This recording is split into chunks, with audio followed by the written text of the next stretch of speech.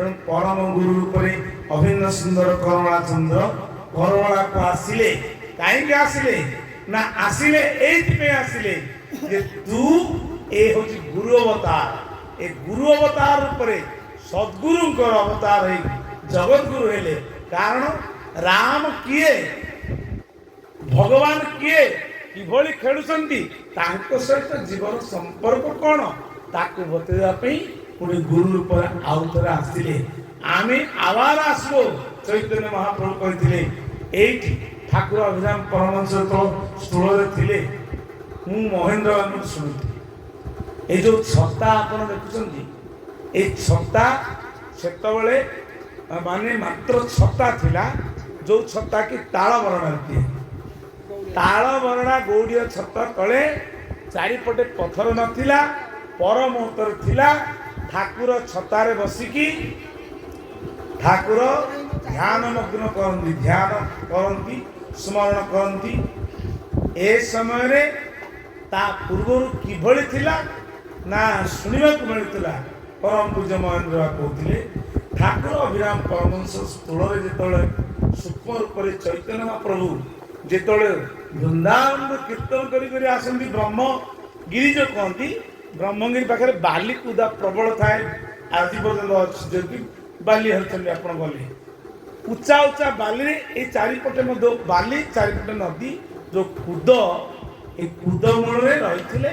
ଏ ତିନିଟା ଘାଟର ନଦୀର ଯୋଉ ତ୍ରିବେଣୀ ସଙ୍ଗମର ଯୋଉ ଘାଟ, ସେ ସମୟରେ ଗୋଟିଏ ଘାଟ ଥିଲା, ବର୍ତ୍ତମାନ ଯୋଉ ଛତା ଅଛି। ସେଇ 500 ବର୍ଷ ପୂର୍ବର କଥା। ମହାପ୍ରଭୁ ବିଶ୍ରାମ କରିଥିଲେ, ଯାହା ଠାକୁର କହନ୍ତି। ପୂର୍ବର କଥାକୁ ପ୍ରଭାକର କଣ୍ଡିବାଳ ଶୁଣନ୍ତି, ତାଙ୍କ ପରେ ପରେ ମହେନ୍ଦ୍ର ବା ଇତ୍ୟାଦି ସବୁ ଶୁଣିଥିଲେ। ଯେତେବେଳେ ବାବାଙ୍କୁ ପଚାରୁ, ବାବା କହୁଥିଲେ ଚୈତନ୍ୟ ମହାପ୍ରଭୁ ଯେତେବେଳେ ପରିଭ୍ରମଣରେ ଯାଆନ୍ତି ତାଙ୍କର ଭକ୍ତମାନଙ୍କ ସହିତ ଏଠି ବିଶ୍ରାମ କରି ଯାଇଥିଲେ। ଏଠି କମଣ୍ଡଳୁଟି ରହିଗଲା ମହାପ୍ରଭୁଙ୍କୁ ଶ୍ରୀନିବାସ ଏବଂ ସ୍ୱରୂପାନନ୍ଦ, ସନାତନ ଗୋସ୍ୱାମୀ ଏବଂ ରୂପ ଗୋସ୍ୱାମୀ ଇତ୍ୟାଦି କହିଲେ ମହାପ୍ରଭୁ। ମହାପ୍ରଭୁ କମଣ୍ଡଳୁଟା ସେଠି ରହିଗଲା।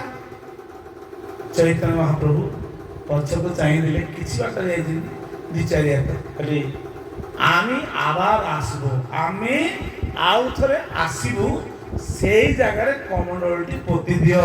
ଆନନ୍ଦ କବାର ଚୈତନ୍ୟ ମହାପ୍ରଭୁଙ୍କ ଅବତାର ସମୟରେ ଜଗନ୍ନାଥଙ୍କ ପାଖରେ ଯାଇ କୀର୍ତ୍ତନ କରି ପହଞ୍ଚିବା ପୂର୍ବରୁ, ସେତେବେଳେ ତ ଗାଡ଼ି ଘୋଡ଼ା ନଥିଲା, ସେତେବେଳେ ମହାପ୍ରଭୁଙ୍କ ସହିତ କୀର୍ତ୍ତନ ହାତୀ ଘୋଡ଼ା ବାଘ କରୁଥିଲେ ଛତିଶଗଡ଼ରେ। ତ ସେଇ ସମୟରେ କୀର୍ତ୍ତନ କରି ଯେତେବେଳେ ଆସିଲେ ମହାପ୍ରଭୁ, ସେଠି କହିଲେ ଆମେ ଆଉ ଥରେ ଆସି ପୋତି ଦିଅ। ସେଠି ଛତାକୁ ଯୋଉଠି ଛତା ହେଇଛି ସେଠି ପୁଣି କମଣ୍ଡଳୁ ପୋତା ହେଇଥିଲା। ଠାକୁର ଆଉ ଥରେ ଜନ୍ମଗ୍ରହଣ କଲେ। ହରେ କୃଷ୍ଣ କୃଷ୍ଣ କୃଷ୍ଣ ହରେ ହରେ, ହରେ ରାମ ରାମ ରାମ ହରେ। 32 ଅକ୍ଷର ନାମକୁ ପ୍ରଦାନ କଲେ।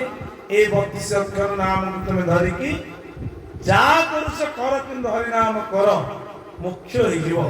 କିନ୍ତୁ ଦେଖିଲେ ଯେ ତତ୍ତ୍ୱ ଦେବା ପାଇଁ, ଦେଖିଲେ ଯେ ଷଡ଼ ଗୋସ୍ୱାମୀଙ୍କୁ ଜୀବ ପରମ ତତ୍ତ୍ୱ ପ୍ରଦାନ କଲେ, ଆଉ କିଛି ଛୁପେଇ ଦେଲେ। ଯେତେବେଳେ ରୂପ ସନାତନ ଗୋସ୍ୱାମୀ ପଚାରିଲେ ପ୍ରଭୁ ଏଇ ତତ୍ତ୍ୱ କ'ଣ ଆଉ ଦେବେନି? ନା, ଦେଖୁନି କାହାର ପାତ୍ର, ସମୟ ଆସିଲେ ଆଉ ଥରେ ଦେବ। ତେଣୁକରି ବର୍ତ୍ତମାନ ବାହ୍ୟରେ ନାମ କୀର୍ତ୍ତନ କର। ନାମ କୀର୍ତ୍ତନ କରୁ କରୁ ଅନ୍ତରସ୍ଥ ହେଇଗଲା ପରେ ତମେ ଅଟୋମେଟିକ ଜପାରୁ ଅଜପାକୁ ପଡ଼ିବ। ଆନନ୍ଦ କର।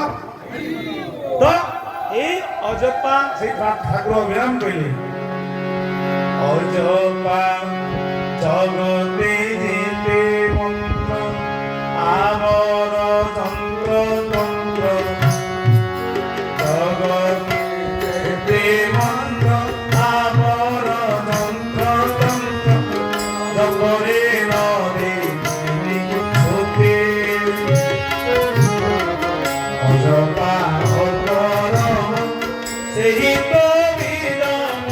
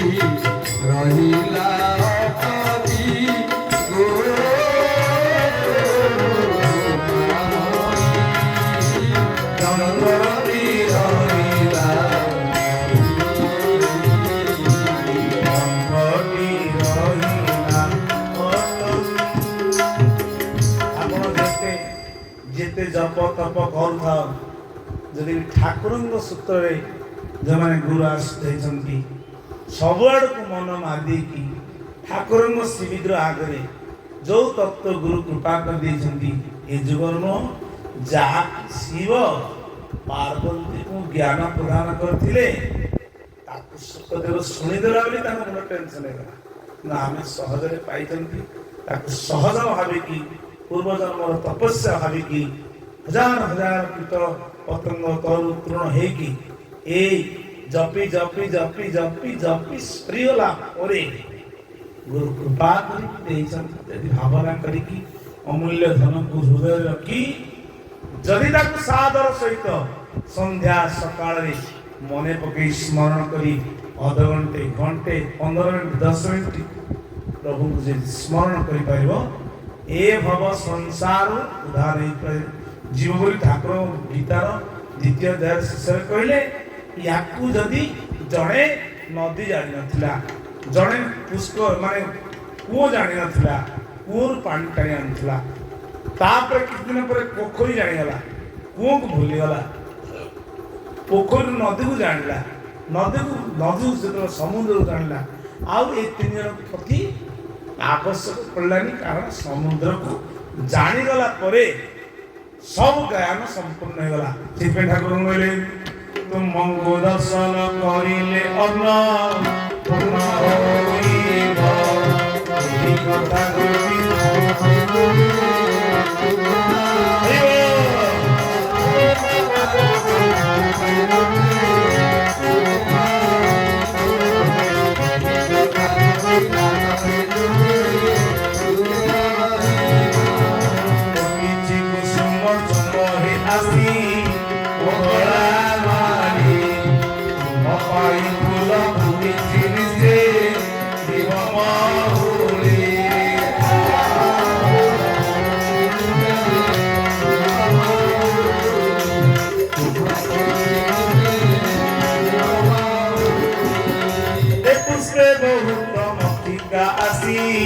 বসন্তী নিত্য শ্রী মকরন্দ মঞ্জনা জানি বেবিয়ে কান্ত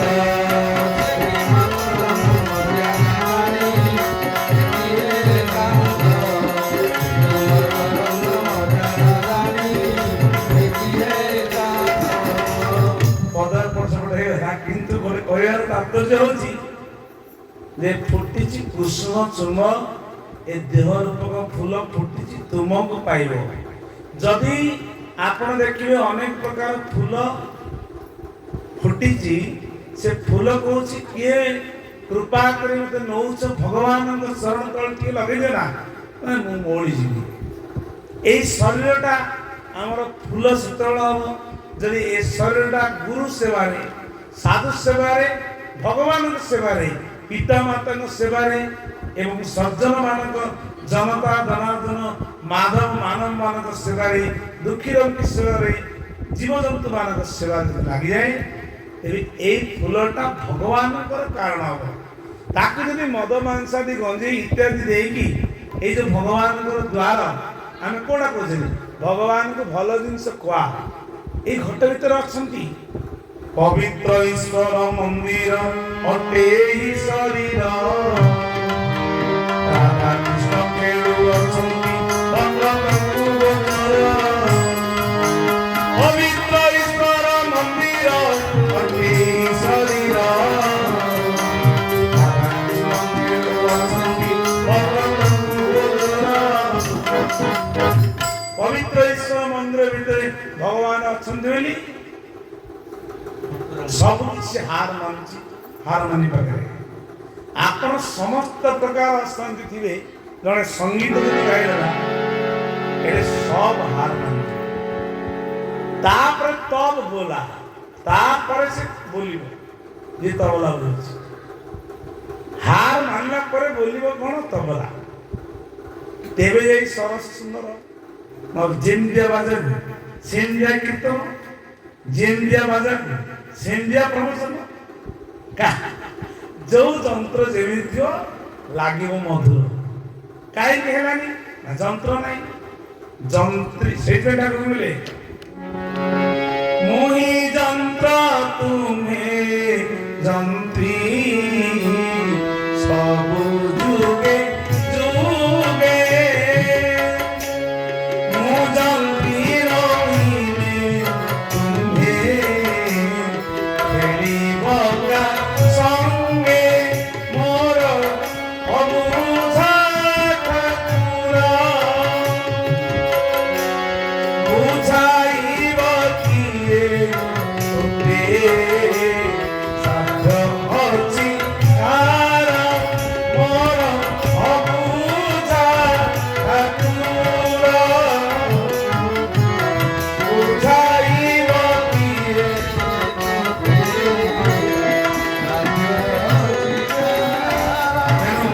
ভগবান কଣ କରିବେ ନା ଆମକୁ ମନ୍ତ୍ର କଲେ ଦେଲେ ପବିତ୍ର ଈଶ୍ୱର ମନ୍ଦିର ଭିତରେ ତମେ କଣ କଲ ଅପବିତ୍ର ଖାଦ୍ୟ ଗୁଡା ଦବ ଏ ପବିତ୍ର କୁଆଡେ ଆସ ଯେମିତି ଖାଦ୍ୟ ଖାଇବ ମନ ସେ ଭଳିଆ ରାସ୍ତାକୁ ଯିବ ଆଉ ସେ ଭଳିଆ ରାସ୍ତା ଗଲା ପରେ ସେ ଭଳିଆ ତମେ ହେଇଯିବ ସେ ଭଳିଆ ସାତ୍ବିକ କଣ କହିଲେ ତିନିଟା ଜିନିଷ ଆମକୁ ତ୍ରିଗୁଣ ରଜୁ ଧରି ମୃଗୀନ ଚାୟ ନରହରି ସାତ୍ବିକ ମନୋବୃତ୍ତି ଯେତେବେଳେ ହଉଛି ଭଗବାନଙ୍କର ନିକଟରେ ଥିବା ମନ୍ଦିରକୁ ଯିବା ଇଚ୍ଛା ହବ ଭୋଗ ଲଗେଇକି ପ୍ରଭୁଙ୍କୁ ଟିକେ ଦର୍ଶନ କରିବା ଇଚ୍ଛା ହବ ରାଜସ୍ୱ ଅନୁଭୂତି ହେଲା ଆ କଥା ତା କଥା ହିଁ ଟାଇମଟା ପାସ୍ ହବ ତାମସିକ ଅନୁଭୂତି ହେଲେ ତାସ ଖେଳଟେ ଆଣ ବିରକ୍ତି ଲାଗିଲାଣି ଖେଳିଲା ଗଞ୍ଜେଇ ଟିକେ ଟିକେ ପଡୁଥିବ ଅଭିମୁ ଟିକେ ଟିକେ ପଡୁଥିବ ତାପରେ ତାସ ଖେଳ ରାତି ପାଇଗଲା କଣ ହେଲା ନା ଆରେ ବାପ ରାଜାଙ୍କର ଘୋଡା ହଜିଗଲା ଆମେ କୋଉ ବାଟରେ ଅଛନ୍ତି ଆମେ କାହିଁକି ଆମକୁ ଯାଇପାରୁନାହାନ୍ତି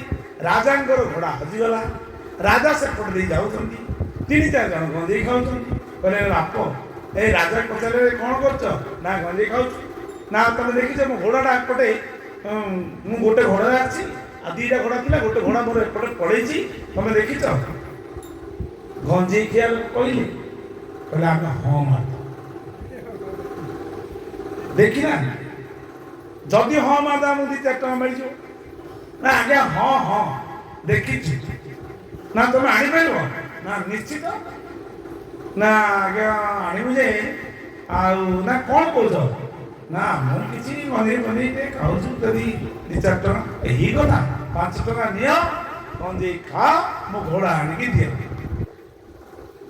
ଆମେ କାହିଁକି ଆଧ୍ୟାତ୍ମ ଜଗତରେ ଆଗକୁ ଗଲା ବେଳକୁ ଯାଇପାରୁନି ଆମକୁ କାହିଁକି ତାଙ୍କର ସ୍ମରଣ ହଉନି କାହିଁକି ତାଙ୍କର ସ୍ୱପ୍ନ ହଉନି କାହିଁକି ତାଙ୍କର ବିଶ୍ୱାସ ହଉନି ଭରସା ହଉନି ଏଇ ଗଞ୍ଜେଇ ଖିଆ ବୁଝି ଆମର କେମିତି ଗଞ୍ଜେଇ ଖାଇଦେଲେ ଡଙ୍ଗା ଉପରେ ବସିଲେ ଲଙ୍ଗଳଟା ତଳେ ପକେଇଦେଲେ ଗଞ୍ଜେଇ ଖାଇକି ବାହୁଲା ମାରୁଛନ୍ତି କିନ୍ତୁ ରାତି ପାଇଲା ବେଳକୁ ସେଇଠି ଅଛନ୍ତି ଆନନ୍ଦ ଗୋଆ କହିଲେ ଆରେ ବାପା କେତେ ଦୂର ଆଇଲେଣି ନା ପାଖପାଖ ପଳେଇଲେ ନଦୀ ପାର ହେଇନା ରାଜା ଆସିଲେ କହିଲେ ଆରେ ମୋ ଘୋଡ଼ା ନା ଆଜ୍ଞା ପୁରା ଆଣୁଛୁ କିଏ ଆଣୁଛ କ'ଣ ଆଣୁଛ ତମେ ତ କାଲି ଯୋଉଠି ସେଇଠି ବସିଛ ନା ସେଇଠି ବସିଛୁ ଧଳାକିନା 2-4 ଜଣ ଲଗେଇଲେ ତାଙ୍କର ଗଞ୍ଜେଇ ନିଶା ପଳେଇଲା ଆଜ୍ଞା କ'ଣ ହେଲା ଘୋଡ଼ା ଆମର କ'ଣ ଆରେ ଘୋଡ଼ା ଆଜ୍ଞା ଗଞ୍ଜେଇ ନିଶା ସିନା ହେଇଛି କିରେ କୁଆଡ଼େ ହେଇଥିଲ ନା ଆଜ୍ଞା ଲଙ୍ଗଳ କାଢିଲୁ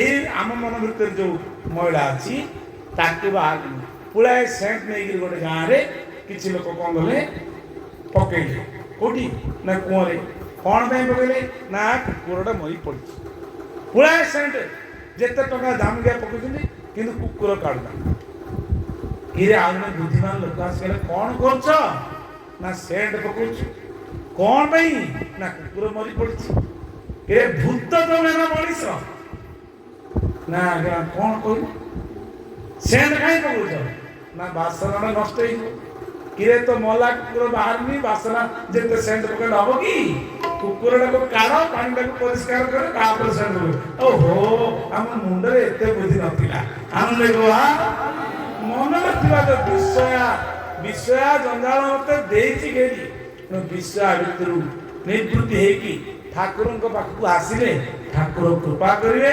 ଠାକୁରଙ୍କର କୃପା ଥିଲା ଆମେ ଏ ଜନ୍ମରେ ମଣିଷ ଜନ୍ମ ପ୍ରାପ୍ତ ହେଇଛନ୍ତି ମଣିଷ ଜନ୍ମ ପ୍ରାପ୍ତ ହେଲା ପରେ ଆମ ଭିତରେ ଯୋଉ ଅଳିଆ ଆବର୍ଜନା ଯଦି ଯାଇନି ଆମ କାହିଁକି ହିଂସା ହଉଛି ତୋର ମୋର ଭାବ ଯାଉନି କାହିଁକି ନା ଦେହ ଜ୍ଞାନ ରହୁଛି ମୋର କିଛି ଲାଭ ରହୁଛି। ସ୍ୱାର୍ଥ ମନୋବୃତ୍ତି ଗଲେ ଏକତା ହଁ ଆସିବ। ଏକତା ହଁ ଆସିଲେ ହିଂସା ଦେଶ ପଳେଇବେ। ହେଇଥିପାଇଁ ଠାକୁର କହିଲେ କାମନାକୁ କର ସଂହାର ହିଂସାକୁ ତୁ କର ରେ ଦୂର ମନ ପ୍ରାଣ ତାଙ୍କୁ ଅର୍ପଣ କରିଲେ ମନ ପ୍ରାଣ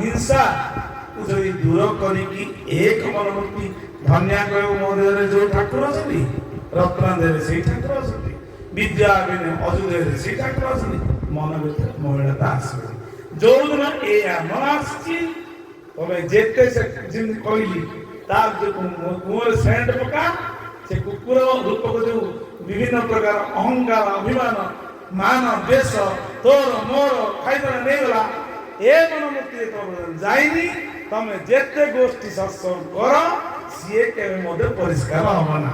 ଆନନ୍ଦ ଯାହା ହଉ ଟିକେ ଟିକେ ଚେଷ୍ଟା କଲେ ପରିଷ୍କାର ହେଇଯିବ। ଯେତେ କହୁଥିଲେ ନ ସରିବ ଗୁଣ ସିନ୍ଦୁର କିଏ ସେବା ଗୁଣ ଯେତେ କହୁଥିଲେ ନ ସରିବ